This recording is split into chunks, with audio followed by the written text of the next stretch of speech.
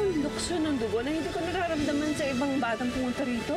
Meron siyang mannerism na katulad kay Maggie, yung hinahawi yung buhok sa taenga. Auntie, pinag-stay niyo na nga yung Ana dito eh. Binigyan niyo pa yung Becky na yun ng pera. Pera lang yun, Ruth. Iba ang pakiramdam ko kay Ana. At sigurado ko na siya nga ang tunay naming apo. I'm sorry, Nina. Hindi kami magkaanak ng daddy mo noon. And merong isang babae. Stop it! What? Bakit ko naman gugustuhin malaman ang tungkol sa babaeng nagpamigay sa akin, ha? Pero huwag ka mag-alala. Hindi ako papayag na tratuhin ka niya ng ganun. Nung nakita kita, tuwang-tuwa ako eh. Hindi mo lang alam kung gaano katagal ka namin hinanap. Mayaman na ako, mababayaran namin lahat ng utang namin sa inyo. Ana, Karen, Nina, siya yun. Oh, ngayon, ano yan? Oh, ako yung hinahanap ng mga Monteklaro na heredero nilang nawawala. This is the gazebo. This is where I find peace. Tsaka dito rin ako nagbabasa ng mga books. And what else? Pool. Doon yung pool sa baba. Gusto mag-swimming anytime. Hindi ako marunong lumangoy eh. Yun lang ba? Don't worry, cuz. Tuturuan kita. Halika. Doon tayo. Ganda ng view dito, no? Alam mo, nung bata ako, dito yung madalas kong tambayan, eh. Mom, look. Kasama na naman ni Kuya yung cheap na girl na yan. Aldrin! Excuse lang, Ana. Yes, ma'am. What are you doing? Bakit kasama mo yung babae niya? Tinuturo ko lang siya sa bahay. Tour guide ka all of a sudden? Sabi ni Lola. Wala akong pakialam kung anong sabi ng lola ko. Ayokong kasama mo yung babae na yun. But, ma'am... Aldrin, you don't say no to me. You always say yes to me. In this house or in the office. Do you understand? Yes. Ano, Bridget? Sinabi mo kay Nina ang totoo? Sinabi mo sa kanya na ampun siya? But why? Well, it's because of this. Ito ang tunay na magulang ni Nina? I think so. You think so? Ha? Kaya mo sinabi sa kanya totoo just because you think na ito ang pamilya ni Nina, ganun ba? Ibaan na Karenina naman ang tunay niyang pangalan at sinabi sa atin ni Lucy na sa safe haven sa Nina pinanganak. What more do you need? Pero Bridget, dapat pinag-uusapan muna natin to. Pinag-usapan na natin to noon. Hindi ba sinabi natin pag dumating ang tamang panahon, sasabihin natin sa kanya kung ano totoo? At ano sa tingin mo, itong tamang panahon? Bridget, teenager na si Nina. Ha? Ito na yung time na pagre-rebelde niya. Galit sa sayo, galit sa akin. Dahil hindi natin siya pinapayagan na makasama yung mga barkada niya. Dahil bad influence sa mga kaibigan niya sa kanya, bakit naman siya magagalit sa atin? Kaya siya galit sa atin dahil hindi mo siya maintindihan. Galit siya sa atin dahil hindi natin maibigay sa kanya ang pagmamahal na hinahanap niya sa isang magulang. Galit siya dahil busy ka sa business mo. Galit siya dahil busy rin ako sa karir ko. Alam mo, inampun natin siya. Pero lumaki siya ng kasama niya, puro yaya. Nagkamali tayo para palakin siya ng ganon. Hindi tayo naging mabuting magulang sa kanya. Bakit hindi na lang natin tanggapin na nagkamali tayo? Siguro nga dapat hindi tayo nag-adapt. Siguro nga we're not fit to be parents. Ikaw naman ang may kagustuhang ampunin si Nina, di ba? Oo, pero to save our marriage.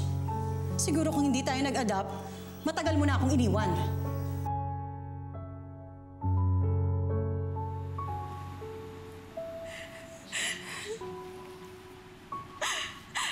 Ana Karenina, this is about your mom.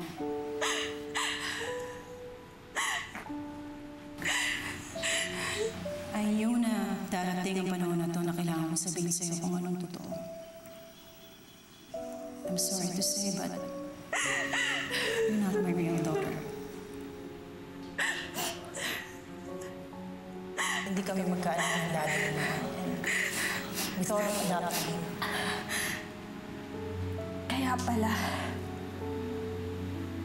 Kaya pala.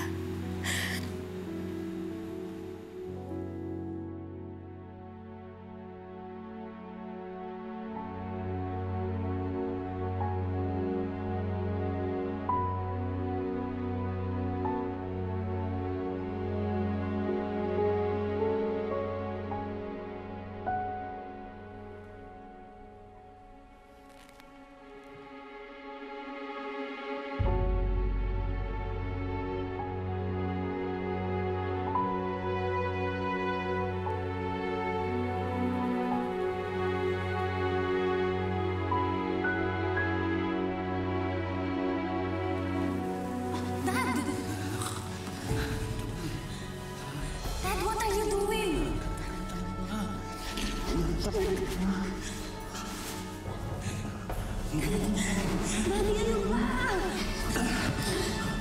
Dad! I'm your daughter! Okay, I'm your daughter! Get out! Pag hindi ka pa umalis, magsusumbong ko kay Mami. Sisigaw ako dito. Get out!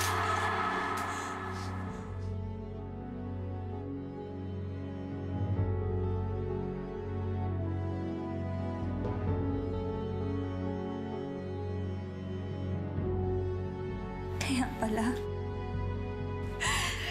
Kasi hindi pala niya ako tunay na anak. Walang iya siya! Walang iya siya! Walang iya siya!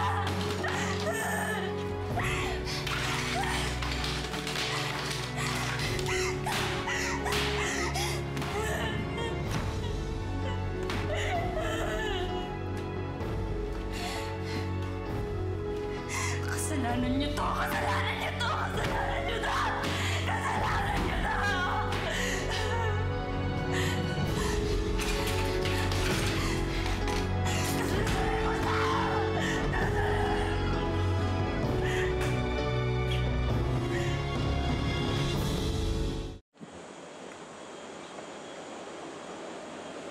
Ana? Bakit po? Can I just say something to you? Ma, bakit hindi mo kaya tagalugin? Baka hindi naman kasi niya tayo maintindihan. Magkaintindihan tayo, Ana. Hindi porket tinanggap ka ni Auntie Carmela, ay welcome ka na sa bahay na ito. Kung sila naloko mo, kami hindi. Alam namin na peke ka. Kaya maghintay-hintay ka lang dahil pinapaimbestigahan na kita. At kapag nakakuha kami ng ebidensya na impostor ka lang, ako mismo ang kakaladkad sa'yo palabas. Naiintindihan mo? At huwag na huwag ka magsusumbong sa lola-lolahan mo. Dahil kapag tinanong niya ako, i-deny ko.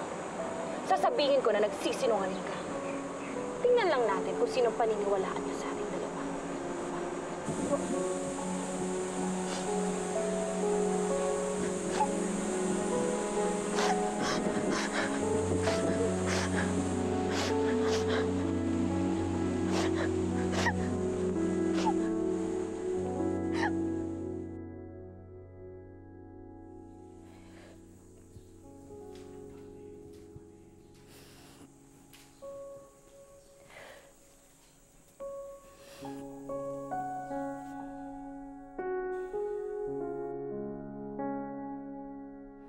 Kayong may kasalanan ng lahat. Kung hindi niyo ako pinamigay, hindi ako magsasuffer ng ganito. Kaya humanda kayo sa akin. Sernan, kailangan i-shopping natin si Ana. Nakita mo ba yung damit niya? And shoes. You buy her shoes. Talaga? Ana, what's wrong? Huh?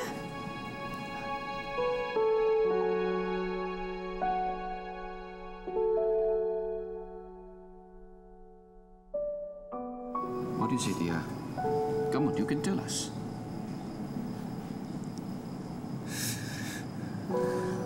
Wala po. Paano wala? Umiiyak ka. Namimiss ko lang po yung nanay ko. Ana.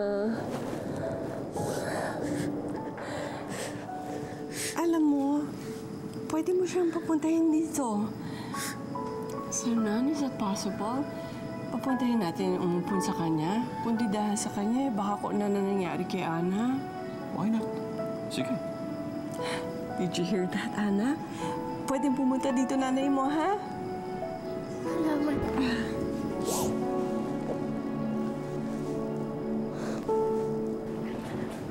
Ma'am Carmela, may naghahanap po sa inyo eh. Sino? Ang sabi, apo nyo rin daw po. Ana Karenina din po ang pangalan. Ang ganun ba, Lorda? Yung aliwala! Kayo po ba yung lola Sernan ko? Hoy! Loy! Loy! Ay!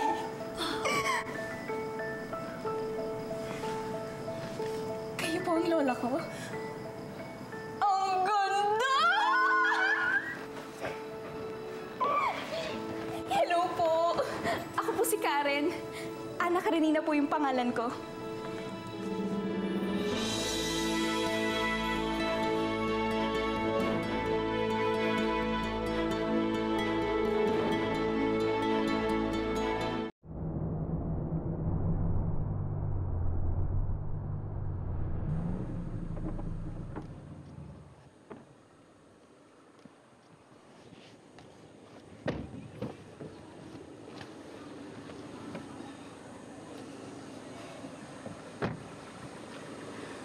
Umuwi ka na. Huwag mo sasabihin kila mami kung saan ako nagpunta, ha? Opo, ma'am.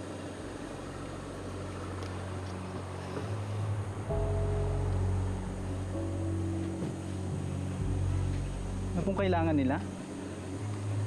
Ang nakatira rito ang may kailangan sa akin. Ako ang nawawala nilang apo. Ako si Ana Karenina.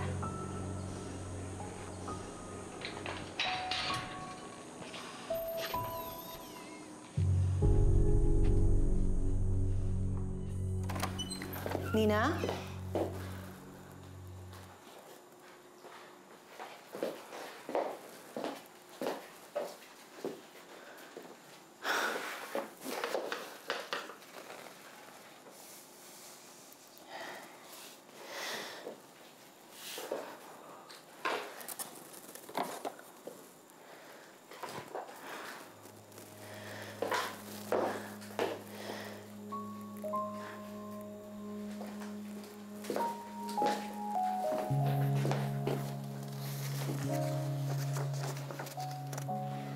Dear Mom, or shall I say, Mrs. Bridget Fentebella, I realize now why you told me the truth. It's because you don't want me anymore. Dahil gusto mo, bumalik na ako sa totoo kong pamilya. I am now a burden to you and Daddy, or Mr. Lucas Fentebella. Now is also the time to tell you why I'm rebelling. Kung bakit ako difficult, kung bakit ako laging sumasama sa friends ko. Because I never felt that you really loved me. Noon ko pa nararamdaman that I was just like a doll to you both. Bibihisan, susuklayan, paglalaroan, tapos iiwan pag pinagsawaan. That's what I felt all these years. And now I know the reason why. Dahil hindi niyo pala ako totoong anak. Kaya ngayon, pupuntahan ko yung totoo kong pamilya. Who knows? Baka makaramdam ako rin ng matagal ko nang hinahanap. Your daughter. Your adopted daughter. Nina. P.S. I was really like a doll to Daddy. Kaya one time, pinasok niya ako sa room ko to play with me. Yes, Mom. Your husband tried to molest me.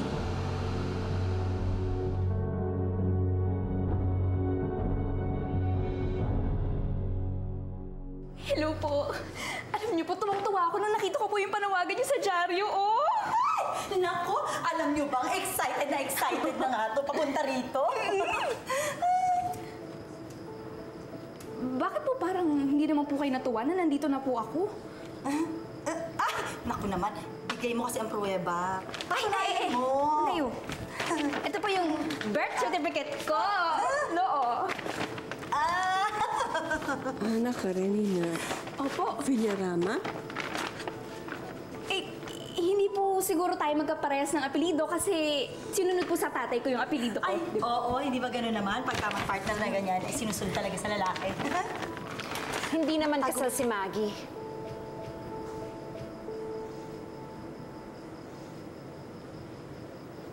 So, sinasabi niyo pong bastarda ako? Wait.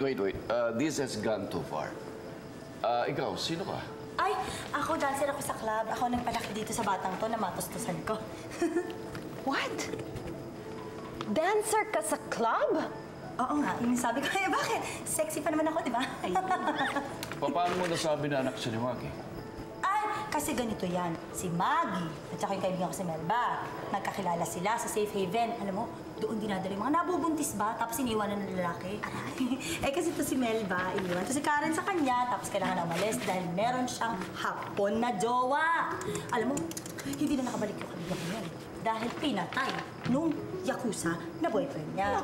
Alam niyo ba, napakalaki na hinirap ko sa batang ito dahil napakamaiyakin ito ng sanggol. At hindi lang yun.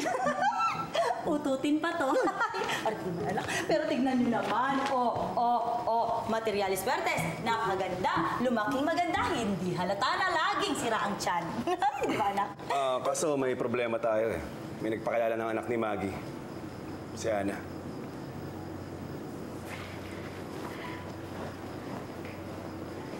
Ma'am, may isa pa po na dumating. Apo nyo rin daw po. Ana Karenina din po ang pangalan, ma'am.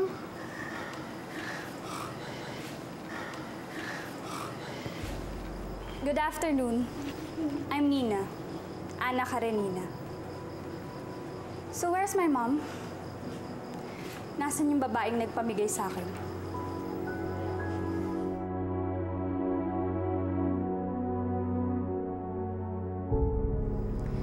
Didn't you guys hear me? I said I am Ana Karenina Fuentebella. But I guess Fuentebella is not my real surname because that's my dad's surname, yung umampon sa akin. And my mom is Bridget Fuentebella. They're both into business. Do you have any proof that you're the real Ana Karenina? You can talk to my mom. I mean, wala kang birth certificate? Ako rin po, oo. Ayan po. Ana Karenina po. Pero sandali lang. Meron din birth certificate si Ana. Hay nako, pues. Impostora yung dalawang yan. And who are they? Sila? Well, ang sabi nila, sila ang totoong Ana Karenina. Ngayon, sino sa inyo ang nagsasabi ng totoo?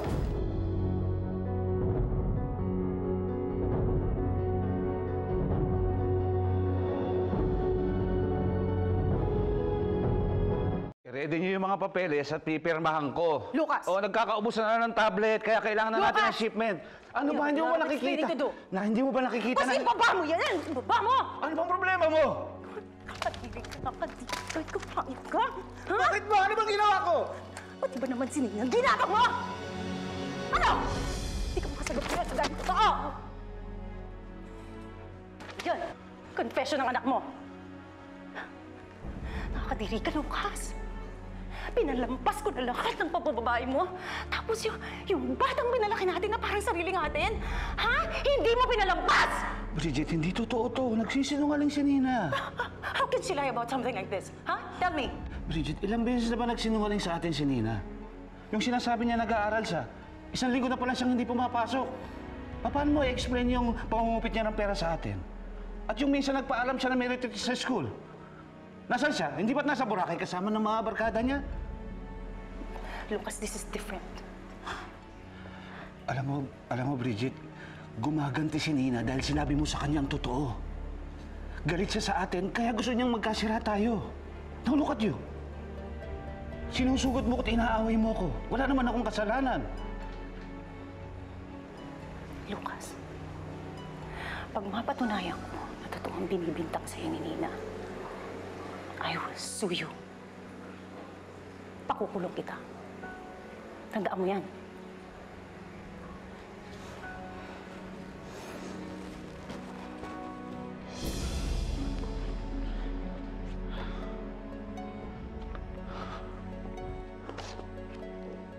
Hello?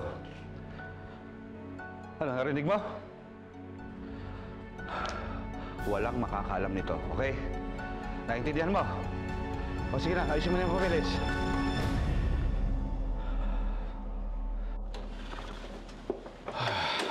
Paano na yan, Saman? Anong gagawin natin? 3 silang nagsasabi na sila ang tunay na Ana Karenina. Well, lahat sila fake. At isa lang ang habol nila. Pera. I don't think yun ang habol ni Nina. She looks well off. At saka si Ana. Ayaw nga niyang maiwan dito eh. I don't think pera din ang habol niya. Auntie, arte niya lang yun para maawa kayo sa kanya. And obviously, she's succeeding. How about yung Karen? Uncle, yun ang sigurado ako pera lang ang habol. Nakita niyo ba yung nanay niya? Di ba dancer sa club? Sir Nan, what are we going to do? Paano natin malalaman kung sino tunay na apo natin? Sino sa kanilang tatlo ang tunay na Ana Karenina?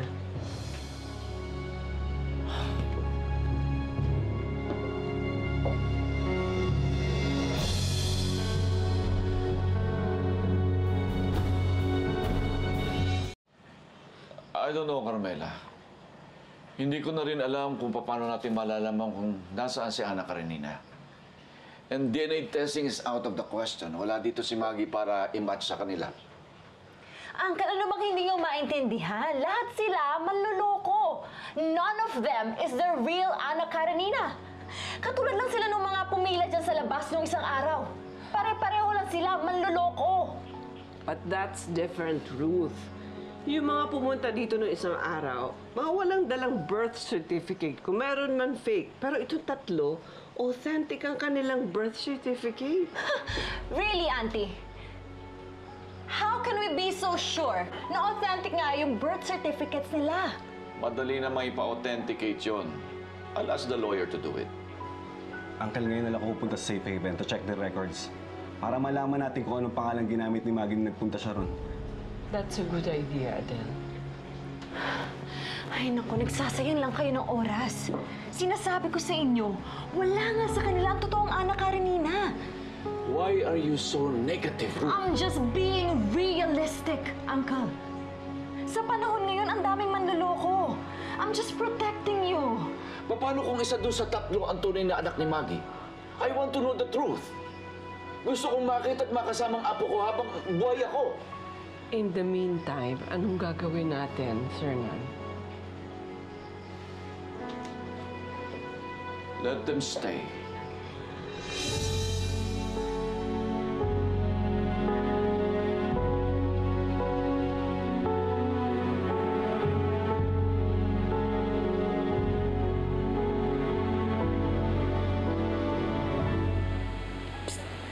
Hoy, umamin na kayong dalawang hindi kayo ang totoong Ana Karenina, ha?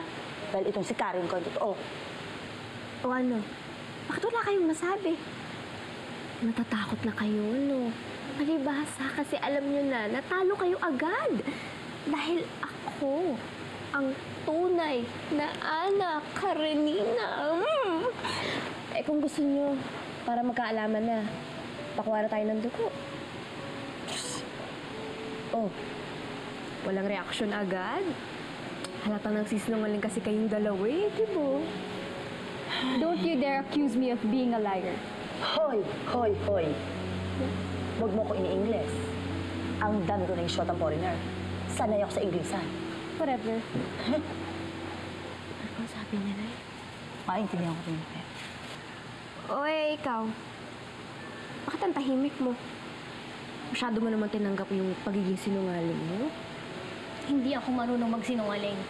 At wala din akong interes na patunayan na ako yung tunay na Ana Karenina. Dahil mas mahal ko yung nanay na nagpalaki sa akin. Kung gusto niyo magpaligsahan, kayo na lang.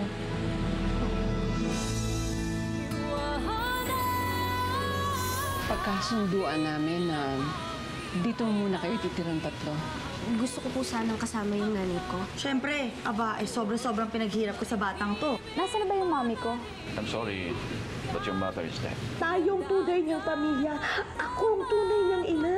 Ampon niyo lang si Ana. Kita mo si Sir Nan. Sa kanya kasi nipsip. Padre di pamilya yan. Bossing yan. Pag ikaw ang gustuhan yan, ikaw na talaga. Galit ka ba sa kanya? Ipinamigay niya ako. Is that something to be happy about? Ikamamatay ni nanay kapag hindi siya naoperahan. Gumawa ka ng paraan. Patay na pala yung totoo kong mami, kaya bumalik ako. Pero buhay pa naman yung lolo't lola mo, di ba? Ayaw ba nila sa'yo? Isa lang naman may gusto sa akin eh. Asawa mo. Manang Berta, miss, halika lang. Uy, miss! Manang Berta!